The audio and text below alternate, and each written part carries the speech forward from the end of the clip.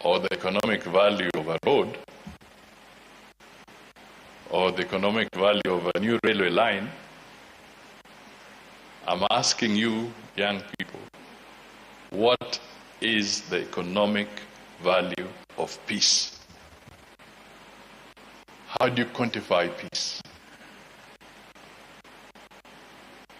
Because we have seen with the crisis in the Middle East and in Europe, even the most beautiful airports have become ghost buildings. Even the most elaborate infrastructure cannot be utilized just because one critical ingredient is missing: peace. So what is the economic value of peace? Here at home,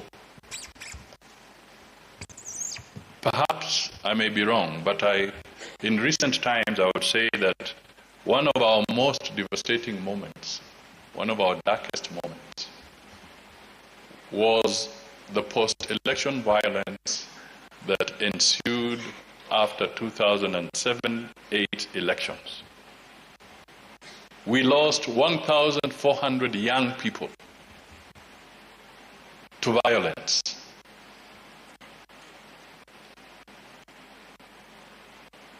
Violence from Gunism, violence from bullets, both ways.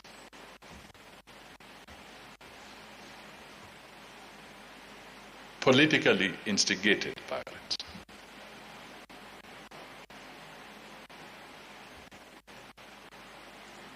I had the opportunity with others, both in opposition and in government, including President William Ruto.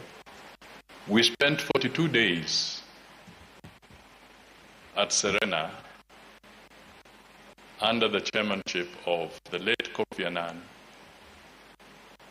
the late Benjamin Mkapa of Tanzania, and Her Excellency Gracia Machel, the wife of Nelson Mandela, brokering peace in this country. And from there emerged the 2010 Constitution. From that conversation, a constitution that is today dubbed as perhaps the most progressive constitution within the region in recent times.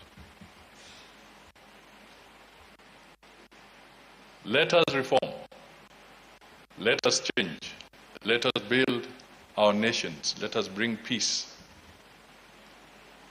but let us avoid bloodshed.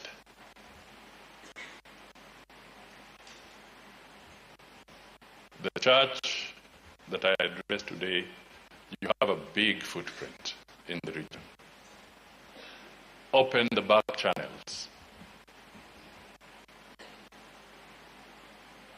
It's a very powerful tool in diplomacy. Open the back channels. Talk to the warring and conflicting parties. Get them to sit under one roof, on the same table, and stop